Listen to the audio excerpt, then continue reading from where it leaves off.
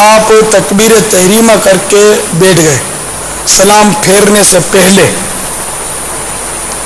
تو اب آپ کو پوری التحیات پڑھنی ہے.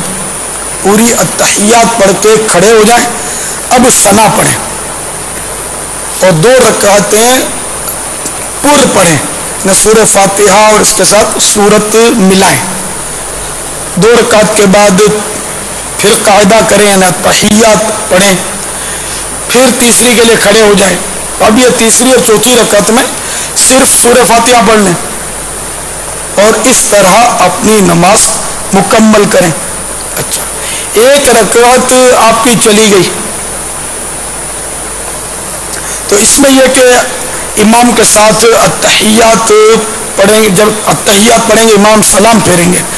امام صاحب جب سلام پھیریں گے تو اس وقت آپ کھڑے ہوں گے.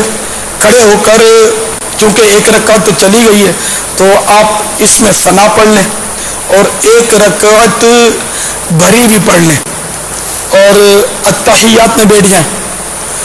پھر التحیات پڑھ کے کھڑے ہو جائیں اور 1 رکعت بھری ہوئی ہے سورہ فاتحہ اور سورت ملائیں اور 1 رکعت خالی پڑھیں، یعنی صرف سورہ فاتحہ اس میں پڑھیں اور اس طرح سلام پھیر لیں.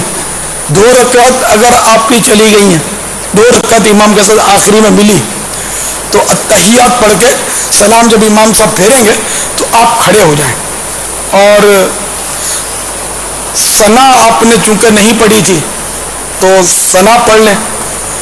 ثنا پڑھیں گے، ثنا پڑھ لیں اور یہ 2 رکعت جو ہے آپ نے بھری بھی پڑھنی ہے. سورہ فاتحہ سورت ملانی ہے، اسی طرح چوتھی میں بھی سورہ فاتحہ اور سورت ملانی ہے اور التحیات پڑھ کر درود شریف پڑھ کر آپ سلام دعا پڑھ کے سلام پھیر لیں. تو یہ تو ہوا نماز کا. دوسرا زکوٰۃ کا کہ بیٹی کے لیے آپ نے الگ سے رکھ دیا تو اس نیت سے وہ آپ کی ملک سے خارج نہیں ہوا. سونا چاندی رقم جو بھی ہے اپنی ملک میں باقی ہے، لہذا یہ زکوٰۃ